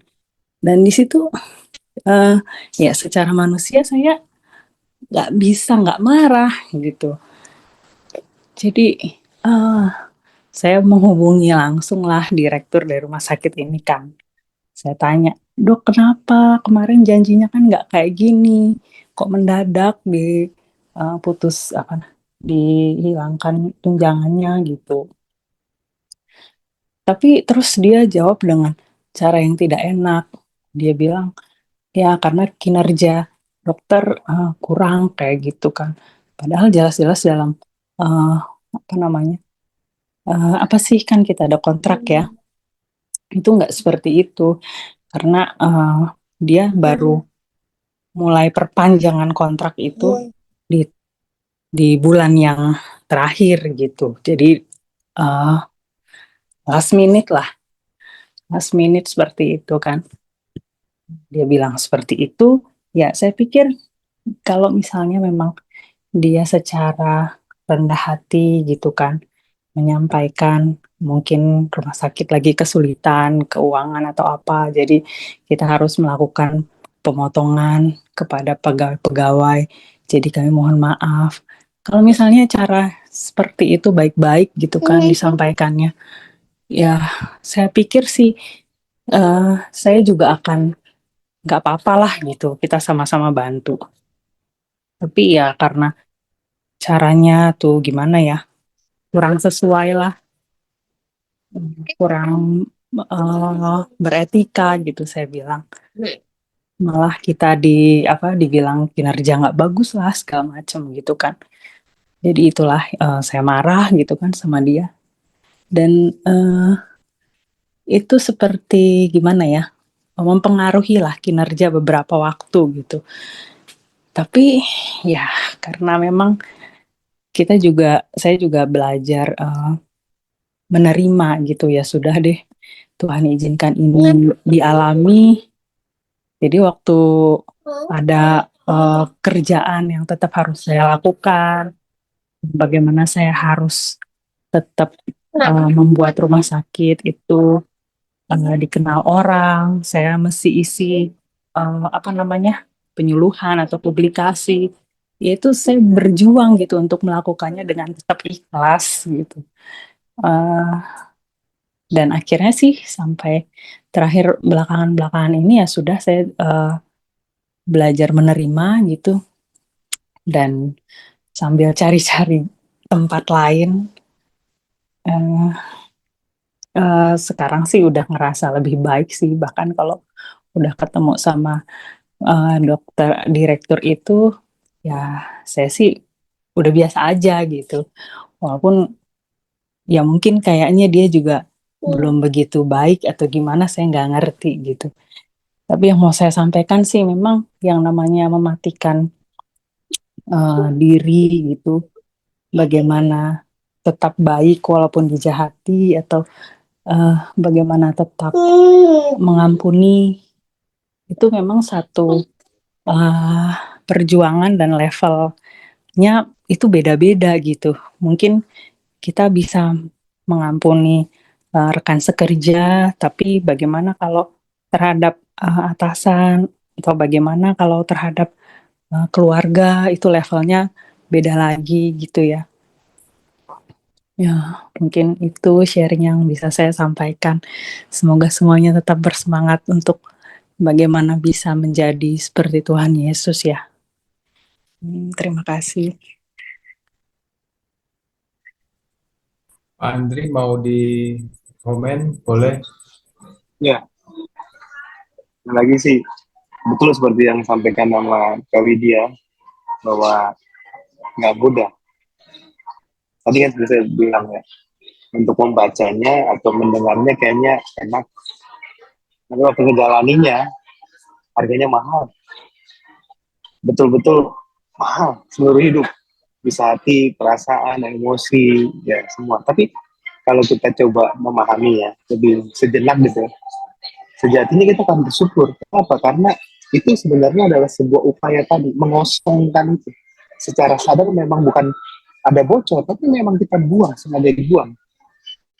Semua daging-daging, maksudnya kedagingan ya, emosi, ego, rasa nyaman, aku, itu lagi disingkirin pelan. Bukan arti kita nggak boleh punya keinginan atau satu target yang kita mau capai atau kita dapat, bukan begitu. Tapi atau kita bukan nggak boleh kita punya sesuatu yang kita harus katakan, saya sudah berupaya sampai di titik ini, lalu saya harus dapat penghargaan segini. Bukan nggak boleh, itu memang ada. Itulah kenapa kita kerja keras atau memaksimalkan dan memprofesionalkan diri kita biar kita punya nilai. Tetapi seringkali mungkin Tuhan mau bilang begini, nak yang itu saya nggak suka. Tetapi kan untuk memahami dan mengetahui itu inginnya Tuhan, ada proses yang kita bisa seringkali kita nggak mau karena segini ya berarti ya. Tapi kalau kita coba bisa tadi secara sadar, berdamai dan rela untuk kita lagi dalam proses ini dibentuk dan kita menikmati, saya yakin ya apa yang dialami Kak Widya atau semua teman-temannya lain dan yang saya juga alami seperti saya bilang tadi dalam kesaksian saya, itu akan bisa mendatangkan kebaikan. Tidak mudah, tapi saya juga mau pesan terima kasih juga tadi Kak Widya udah pesan juga buat kita untuk kita tetap semangat dalam mengiring dan mengikuti proses kita menjadi serupa seperti Kristus. Satu pesan saya adalah kita pasti bisa. Kita pasti bisa. Kenapa kita pasti bisa? Simple. Dia adalah manusia seutuhnya dan dengan sadar dan rela dia memikul logos itu, firman itu dalam hidupnya. Dia bisa, kita pasti bisa. Dia yang sulung di antara kita. Dia berkata di sana pasti. Kita, kalau kita bisa dengar suaranya gitu dalam renungan kita, dia seringkali berkata gini, ya, kamu pasti bisa. Ayo, tenang. Kita jalan bareng. Satu step. Tapi kalau kau tetap setia, konsisten, dan bertahan di step itu, persisten, kita akan sampai di ujung. Jadi, tetap bertahan, teman-teman. Semua proses yang dijalanin, apapun itu bisanya. Termasuk mungkin kalau kita melihat lebih jauh lagi, apa yang terjadi atas Bapak kita pun hari ini, itu adalah proses step beliau. Yang bisa juga kita teladani. Kita bersyukur kita punya figur Bapak Gembala, pembina iman kita itu. Dia pribadi yang betul-betul bisa jadi teladan nyata di kita. Dia nggak gampang nyerah. Dia fight. Dia berani gitu. Dengan harga yang mahal dia berani. Wow. Saya yakin teman-teman yang dokter tahu bagaimana prosesnya orang stroke. Gak bakalan mudah. Tetapi dia terus fight. Kalau kita lihat semua ekspresinya dia, satu yang dia sedang tunjukkan, aku ini bukan seorang pecundang, aku ini orang petarung. Kalau kita lihat ekspresi mukanya tuh, satu yang dia dikasih tahu buat kita. Dalam proses dia latihan jalan, dia lagi nulis, itu dia kasih tahu gini, memang dia ngomong, aku ini bukan pecundang, aku ini petarung, dan aku pastikan aku menang. Jadi, satu aja tuh, jangan nyerah, pokoknya ayo, bisa. Ketika dia juga bilang, pokoknya jangan nyerah. Karena kalau kemenangan itu bukan bagian orang hebat, yang artinya nggak pernah kalah atau nggak pernah salah. Tapi kemenangan itu bagian orang hebat yang dia nggak kenal kan.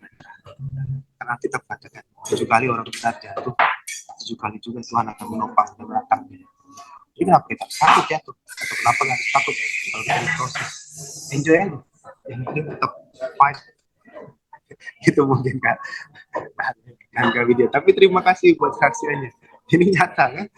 Jadi memang mau jadi seperti Kristus itu bukan nggak bisa, walaupun tidak mudah. Tapi bukan tidak bisa, kan? Pasti bisa. Saya senang. Thank you. Oke, thank you Pak. Kita masih ada kurang lebih 15 menit lah kurang lebih ya. Yuk, Herlin, monggo. Mau bertanya atau mau berkomentar atau mau sharing, silakan. Kayaknya udah cukup deh. Karena ya dari judul sudah sangat jelas, mematikan diri seperti Kristus. Ya kalau mau menang berarti taat sampai mati seperti Kristus. kita udah belajar banyak hal tadi, tinggal mari kita lakukan. Ya kan Oke. Kak? Karena apa ya? Memang tidak gampang, sangat tidak gampang menjadi apa namanya? Meneladani apa yang sudah dilakukan oleh Yesus Kristus. Tetapi malam hari ini kita belajar lagi kalau mau jadi pemenang, kalau mau menjadi pribadi yang layak di hadapan Bapa, maka menghidupi Kristus dalam keseharian kita. Apapun yang kita lakukan, apapun yang kita pikirkan, apapun yang kita kerjakan setiap hari, setiap jam, 24 jam di hadirat Tuhan, gitu kan. Jadi kita sudah belajar banyak hal tentang pribadi Yesus, dia bukan sekonyong-konyong karena ditunjuk menjadi Tuhan, bukan. Karena dia lulus mengenakan logos, gitu. Jadi sekarang sebetulnya tinggal giliran kita. Alkitab sudah menjelaskan bagaimana pribadi Kristus secara gamblang gitu kan. Jadi tinggal kita sekarang bagaimana menjadi pribadi yang mengusungkan diri taat sampai mati di hadapan Bapa. Tuhan memberkati. Oke. Thank you, Herlin. Ada lagi mungkin yang lain masih? Pak Rido, silakan. Ya, salam kenal sebelumnya. Saya baru join beberapa minggu lalu nih di Home. Memang sudah cukup hampir 2 bulan ya, Pak. Di kota mana, Pak? Kita di Bekasi. Oh, di Bekasi. Ya, di Bekasi. Hampir 3 tahun sejauh ini masih simpatisan ya di GSKI Rehoboth. Jadi saya mau sedikit sharing dan ada pertanyaan juga ke Pak Andri. Saya mau sharing terkait sama sebenarnya seperti kayak Bu Widya ya, terkait dengan pekerjaan. Jadi dalam pekerjaan ini memang saya sudah nggak nyaman lah ya, nggak nyaman. Dan dalam pekerjaan ini kalau saya lihat sih, dan setelah saya mengikuti ajaran-ajaran di Rehoboth, bisa saya bilang pekerjaan saya ini sedikit banyak sudah bertentangan. Jadi pekerjaan saya sifatnya konsultan ya Pak ya, tapi pekerjaan ini kalau saya bilang secara sepintas sih bisa dibilang membantu orang, tapi dengan ada cara-cara yang ya sedikit banyak bisa dibilang di luar aturan main. Nah, tapi kemudian setelah saya sering ikut di GSKI ini, saya pikir walaupun memang cukup sulit dan persis dengan tema yang hari ini diangkat hari ini, mematikan diri kita ya. Jadi saya terus terang coba bergumul karena terus terang banyak kekurangan saya. Akhirnya setelah saya ikuti untuk mengikut atau menyerupai seperti Yesus, sedikit pun mungkin masih jauh. Tapi saya mencoba ekstrim. Yang pertama, saya keluar dari pekerjaan itu. Jadi saya tinggalkan penghasilan seberapapun menurut saya cukup banyak, tapi udah hampir setahun saya keluar dari tempat itu. Memang banyak perhitungan, pertimbangan bagaimana nanti keluarga saya dan lain-lain.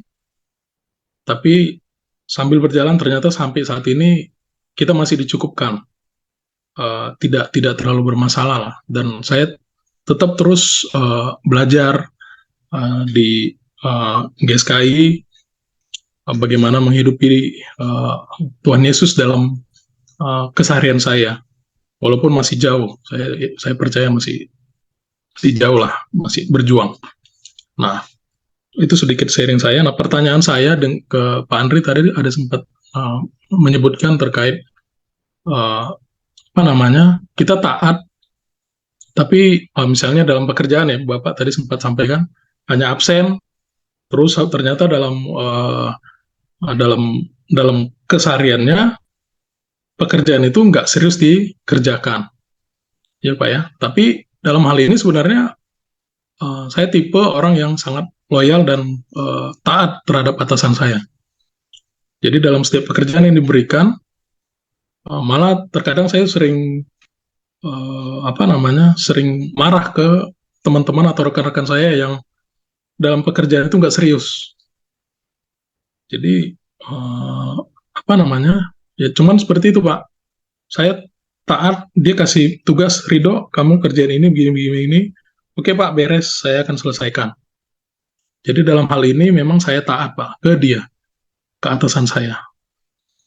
Cuman ya kembali saya ingin bertanya ke Pak Andri, sejauh mana misalnya kita taat, jadi terhadap atasan kita dalam melakukan pekerjaan kita, tapi tidak bertentangan dengan prinsip hidup seperti Yesus itu, Pak Andre. Nah itu yang ingin, karena terus terang sampai sejauh ini saya belum mencari pekerjaan di pekerjaan yang lain, jadi saya masih kerja sendiri, freelance lah jatuhnya. Cuman kalau saya mau masuk ke bidang pekerjaan saya ini lagi, pasti kurang lebih banyaknya pasar sudah tahu tuh saya pekerjaannya seperti itu gitu Pak. Nah kira-kira ada bagaimana tanggapan Bapak nih terkait situasi saya ini dalam mentaati atau menuruti atasan saya dalam pekerjaan, dan saya tetap bisa serupa seperti Yesus lah, berjuang terus. Terima kasih Pak. Terima kasih Bro Rido. Jadi memang saya boleh jawab, boleh nggak juga ya. Jenis pekerjaannya apa gitu. Maksudnya kenapa bisa berasumsi atau berpikir bahwa jenis pekerjaan itu pasti nggak akan sesuai firman Tuhan. Iya, simpelnya sih Pak, dalam pekerjaan kita ini kurang lebih kita mengeksekusi kontrak ya Pak ya. Oh, oke. Baik. Cuman dalam kontrak itu terkadang ada kondisi yang sebenarnya klien kita ini pada saat dia bermasalah itu dia mungkin tidak diuntungkan atau tidak dapat apa-apa, tapi kemudian ya kita melakukan sesuatu yang membuat dia bisa mengenforce kontrak ini dan dia dapat keuntungan gitu Pak. Oke. Baik. Memang kan bicara kebenaran itu hitam putih ya. Artinya ya tidak gitu ya. Kita tahu ya, tidak ada kebenaran itu abu-abu. Nah, tetapi ada sesuatu yang kita bisa pahami, contoh seperti ini. Saya bikin penelitian bicara soal kayak tugas tentara. Tugas tentara itu kan sebenarnya mulia ya. Dia menjaga bangsanya, menjaga penduduk bangsanya, nyawa-nyawa bangsanya. Tetapi bisa juga sekaligus dalam tugas dia menjaga bangsa dan penduduknya, dia bisa mengorbankan atau membuat korban jiwa di pihak yang lain, musuh dari bangsanya, atau yang bertentangan dengan bangsanya. Lalu pernah saya ditanya, dan itu yang jadi dasar penelitian saya bertugaskan perang, Pak. Lalu saya tembak orang, Pak, mati. Tapi kalau saya nggak tembak, saya yang ditembak, Pak. Karena itu lawan saya. Itu satu. Dan di tengah saya membunuh itu, Pak, namanya kami perang, Pak. Dan kondisinya perang gerilya, artinya bukan perang kota. Kan kalau di bangsa ini kan segala macam organisasi yang memberontak itu kan nggak perang kota kan. Itu perangnya gerilya, pasti di hutan-hutan. Contoh kasus mungkin yang di UPM. Waktu kami berondong Pak ke sana, Pak, kami nggak lihat Pak. Itu dewasa, itu anak-anak, itu wanita atau siapa. Kami berondong Pak, kami tahu di situ ada pergerakan mereka. Dan setelah seandainya situasi kondusif, kami datang Pak, kami sisir tempat itu yang kemarin seandainya jadi tempat kontak. Lalu kami dapati di situ juga banyak anak-anak dan nggak sedikit ada wanita, karena memang satu kelompok. Pak, saya dosa nggak Pak? Ini berat. Bahkan dia bilang saya memerintahkan untuk tembak sih. Jadi ini anak Tuhan itu, anak Tuhan, dia memimpin pasukan. Saya dosa ya Pak, dia bilang. Saya bilang gini, oke. Ya mungkin secara prinsip manusia dan hak asasi manusia bisa dia kategorikan dosa, salah, pelanggaran. Tapi ada tertulis memang bahwa mereka itu adalah harus tunduk dan taat kepada pimpinan. Bahkan anak buah yang baik dia nggak akan pernah bertanya tentang apa dan bagaimana waktu dia menjalankan tugasnya. Yang dia tahu dia hanya tunduk dan taat, itu kata Paulus. Karena dia sedang menjalankan tugas. Kalau di sudut situ kita melihat Tidak ada yang salah, bahkan dia melakukan sebuah kebenaran, ketaatan. Karena apa? Dia menjalankan tugas secara maksimal. Daerah yang ditugaskan targetnya bersih dan sesuai perintahnya, ya kan? Singkirkan, habiskan itu musuh-musuh itu. Itu perang, saya bilang. Jadi kalau dibilang salah, membunuh kan bukan punya niat memang membunuh atau merugikan, bukan mau niat merugikan. Dia sedang memang menjalankan tugas, dan jadilah salah kalau dia seandainya tidak melakukan tugas itu lalu mereka yang jadi korban atau teman-temannya yang jadi korban. Nah, itu. Nah, itu namanya ada kebenaran moral dan kebenaran absolut. Kalau ini bicara kebenaran gitu ya. Nah, itu yang disebut namanya nilai etika.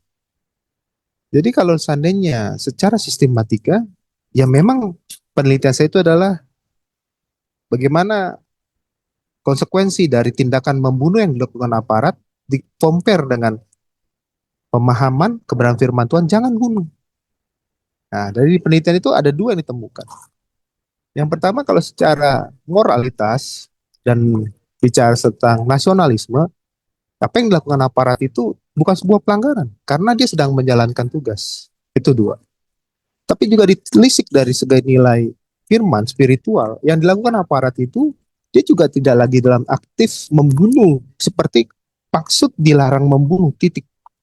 Karena yang dia lakukan adalah bagian konsekuensi langsung dari tugas yang nggak bisa dipisahkan. Ya kan? Dia sedang menjalankan tugas dan ada konsekuensi yang nggak bisa dipisahkan. Konsekuensi artinya dampak dari tugas itu. Bisa jadi akhirnya ada korban jiwa. Saya pastinya nggak mungkin bertanya, kau musuh kalau di medan perang. Kau mau nggak bertobat? Mau nggak kau balik ke NKRI? Mau nggak kau taruh senjatamu? Dia jangankan bertanya, diangkat kepalanya saja lagi di desingan peluru, tang dang dang dang, dia bisa selesai. Maka yang kami lakukan adalah yang nggak bertanya, Pak, kami sayap, senyap, dia bilang, senyap, rayap, bisa dapat target, borong langsung gitu ya. Saya bilang ya, saya mengerti itu, makanya secara etis ada sebuah kebenaran etis yang dipandang bukan benar salahnya, bukan hitam putihnya semata, tetapi apa konsekuensi yang ada ditanggung di dalam bagian tugas itu yang nggak bisa dihindari. Nah, saya bukan mau membela Bro Rido ya di sini ya, bukan. Saya nggak bilang profesi ini juga salah atau benar, bukan. Tapi saya tahu Bro Rido punya nilai kebenaran. Bro Rido tahu apa yang harusnya Bro lakukan. Seandainya ada orang lemah harus dibantu, orang yang susah harusnya ditolong. Saya tahu itu. Bro Rido tahu itu, makanya Bro Rido sangat berkecamuk dengan tugas yang dijalankan. Maka waktu ada konsekuensi tugas, Bro Rido emban dan menimbulkan sesuatu yang bertentangan dengan hal itu, pasti Bro Rido nggak akan nyaman. Sama seperti tadi yang si anak Tuhan tentara itu bertanya sama saya, Pak, saya bunuh orang ya Pak, saya salah ya Pak. Saya bilang, saya nggak mau membela dirimu atau mengenak-enakan, tapi kita harus lihat secara luas dan utuh. Ya, kenapa harus ada tindakan pembunuhan itu, atau kenapa ada korban jiwa itu? Karena dia juga berkata, Pak, kalau nggak saya tembak Pak, saya yang ditembak Pak. Kalau nggak saya selesaikan mereka, saya yang diselesaikan mereka Pak. Tapi saya juga nggak bisa keker Pak, atau tentukan di sana sudah benar hanya lawan yang memang sebanding dengan saya, atau ada yang itu di anak-anak di sana, ada remaja, ibu-ibu di sana yang bisa saja jadi korban akhirnya. Kalau dibilang salah tembak, enggak. Sebenarnya ya memang sudah diukur tempat itu harus ya diselesaikan gitu. Ya dilemparin bom, dilemparin segala macam peluru gitu. Ya memang pasti ke sana. Pasti yang di sekitaran itu pasti akan ada korban gitu. Dan memang paling menakutkan bagi tentara adalah waktu mereka harus, ya dalam tanda kutip lah ya, kalau pesannya kan bumi hangus. Lalu bumi hangus ini terjadi di situ, mereka bagaimana siapa isinya kan belum dapat, tapi nggak dijalanin mereka salah. Tapi kalau dijalanin, waduh, ada nggak di situ korban yang lain kan gitu. Itu paling menakutkan bagi tentara yang perang. Jadi saya bilang bukan bukan manusianya, tetapi bagian konsekuensi langsung dari tugas yang nggak bisa dihindarinya. Nah, kita memang bisa memutuskan, tetapkah kita di bagian itu atau kita mau di bagian yang lain. Pasti akan ada konsekuensinya juga. Seandainya pasukan yang di medan perang, pasti promosinya untuk dia dapat pangkat, tugas dan segala macam itu lebih tinggi dibanding mungkin dia di bagian staff. Kan gitu. Nah, jadi hal itu juga pilihan juga. Nah, kalau kita seandainya kita bisa memahami ini konsekuensi tugas, bukan semata karena kita nikmati kita biar dapat promosi dan segala macam, tetapi memang tugas yang harus saya kerjakan, Ya kita bukan membela diri, tapi itu konsekuensi yang memang nggak bisa dihindari. Ada nggak konsekuensi yang lain? Ini nanti bener nggak sih di hadapan Tuhan? Ya kita nggak tahu. Nanti Tuhan yang urusan. Tapi kalau secara sengaja kan dia nggak mau. Tapi dia ada di medan perang, dia nggak tembak ya, dia ditembak. Kan gitu. Nah sama mungkin Bro Rido nih. Kalau ikut di sana di bagian lapangan, pasti ada konsekuensinya. Tapi itu akan dinilai baik oleh pimpinan. Bahkan mungkin akan dapat promosi. Tapi mungkin hanya bagian staff. Atau di bagian yang bukan tugas seperti itu. Tetapi ya akan jauh lebih ringan. Seandainya konsultan soal keuangan segala macam. Tapi bukan yang tadi eksekusi sesuatu yang tadi mungkin nyangkut. Atau mungkin jadi terhambat. Bukan yang gitu. Tapi mungkin akan lebih baik. Atau mungkin pendapatannya nggak yang melimpah seperti yang di bagian itu. Tapi kalau itu memang kebenaran yang kita tahu dan kita sanggup untuk melayani dan melakukannya, pilihlah itu. Karena itu semua pilihan-pilihan tadi. Saya bilang, ya memang kalau tentara dia nggak pernah medan perang, nggak akan pernah dipercaya dia bisa jadi pemimpin pasukan karena ditanya apa pengalamanmu kayak gitu kan. Tapi mereka semua yang di medan perang, pasti nanti mereka bisa masuk dan kompli, bisa masuk komandan apa batalion, bisa masuk komandan apa gitu. Bisa cepat itu promosinya memang. Ya, tapi kan kalau hati nuraninya dan kesanggupan dia untuk gak, karena dia bilang, waduh, karena yang waktu kejadiannya dia yang bikin dia terpukul itu adalah waktu mereka akhirnya sisir daerah itu, di tempat itu banyak yang ibu-ibu, anak-anak, remaja, yang itu jadi korban. Gitu. Wah dia sangat terpukul. Waktu dia bilang, aduh, kalau dia dapati seandainya tentara-tentara musuh atau lawan yang memang sebanding, ya dia nggak akan marah dengan dirinya dengan konsekuensi tindakan yang dia buat. Tetapi dia sangat terpukul waktu dia datangi tempat itu, waktu mereka sisir, ternyata banyak korban-korban sivil yang lain. Itu yang mereka hancur hatinya. Dia hancur, dia bilang. Waktu dia datang ke Jakarta, yang langsung dia cari memang pendeta. Dan langsung ngomong ke saya, Pak Pendeta, saya minta tolong. Gimana saya biar layak? Gitu. Saya tanya, ya itulah kisahnya. Akhirnya saya bilang, ya itu konsekuensi tugas. Kalau memang kita rasa kita nggak sanggup, kan nggak dipaksa kita dari medan perang. Kalau memang akhirnya promosi itu tidak secepat yang diharapkan atau didapat teman-teman yang lain, ya kita kan nggak marah karena kita sanggup. Saya nggak mau lakukan yang salah. Menurut kita yang percaya, kan kita yang percayai kan. Ya udah, dia pilih di staff. Ya memang promosinya nggak akan lebih hebat daripada dia di lapangan. Tetapi di situ dia lebih nyaman karena dia bilang saya nggak akan pernah gunakan senjata saya untuk sesuatu yang salah. Saya nggak perlu gunakan apa ya? Dia bilang otoritas saya untuk memerintahkan orang melakukan yang salah. Karena ya semuanya kan serba teratur, tertib, tahu gitu. Kalaupun disiplinnya terukur pada sesama anggota kan gitu.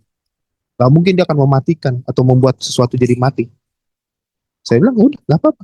Silakan berproses sampai akhirnya kau kuat dan kau sanggup untuk memahami segala konsekuensi dan kemungkinan yang timbul karena penyertaan tugas tadi. Ingat ya, kalau Bro Rido lakukan itu secara personal, ya memang itu bisa jadi kita yang salah. Karena kita memang melakukan itu secara sadar dan aktif dan kita menikmati itu karena sadar. Tapi kalau itu bagian langsung dari tugas, salah nggak kita? Mungkin kita punya kekurangan. Tetapi mutlak kita salah, kayaknya nggak tepat juga. Kayak akhirnya suka bilang begini, jangan jadi salahkan diri kita karena sesuatu yang kita harus kerjakan dan tanggung jawab yang memang harus kita pikul. Kan itu kalau ada kalimat kan, jangan salahkan diri kita. Bukan hari kita mau membela diri kita, tapi itu memang bagian langsung yang terikat di dalam setiap aspek tindakan dan pekerjaan yang kita hidupi. Itu kita nggak bisa hindari. Dan semua bidang pekerjaan akan selalu punya konsekuensi ketidaktepatan. Bahkan guru sekalipun, yang kalau kita bilang, kan ini profesi sangat mulia, tapi mungkin nggak ada kesalahannya, ada nggak kekurangannya, tetap punya. Ya kan? Nah, tetapi kita yang mengukur sejauh mana kita bisa sanggup dan kita menyesuaikan, adjust. Ya, tapi untuk apa yang Bro itu tadi putuskan, saya lalu keluar karena saya nggak mau terus di sana. Oh, itu juga saya hormati dan itu juga kebenaran. Oke. Semangat terus. Tuhan berkati. Saya minta maaf, tapi silakan kalau masih ada bagian yang mungkin belum jelas, boleh ditanya.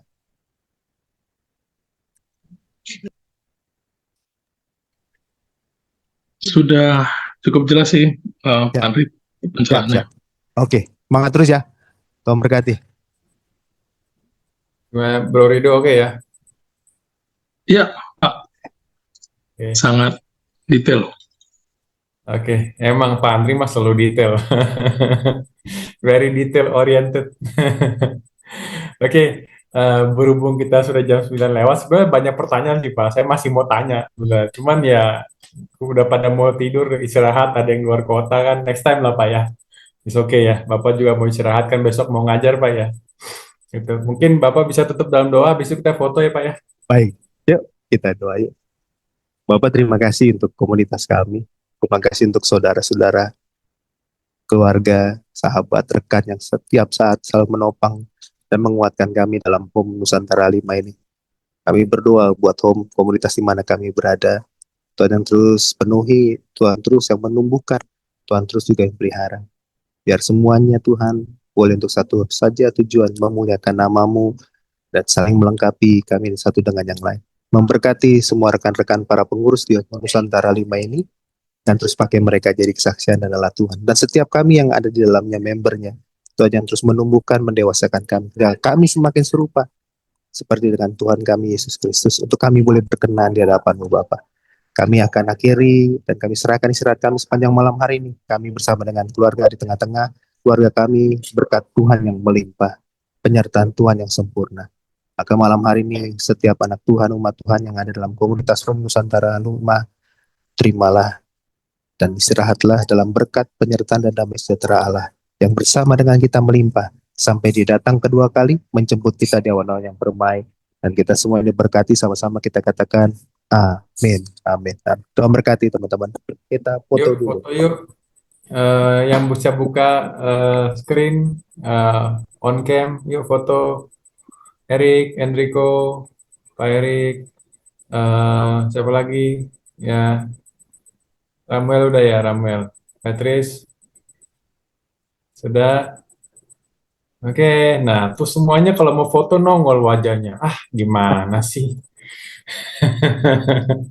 Oke ya, hitungan ketiga ya. Oke, 1, 2, 3. Oke, thank you ya. Nanti saya kirim di grup fotonya Pak Andri. Thank you very much ya Pak. Thank you semuanya. Tuhan berkati. Bless you. Berkati Jumpa lagi ya. Selamat Berkati sehat semuanya. semuanya ya. Saya izin pamit. Berkati, Oke, Pak thank you Andri. Pak. Terima kasih Pak. Thank you, bye-bye semuanya. Bye, Erlinda, Pak Erik, bye bro. Thank you. Mario, sampai ketemu dok. Baik, Semangat Kak. dok. Thank you, Ya, Kak. oke. Bye semuanya. Tutup ya.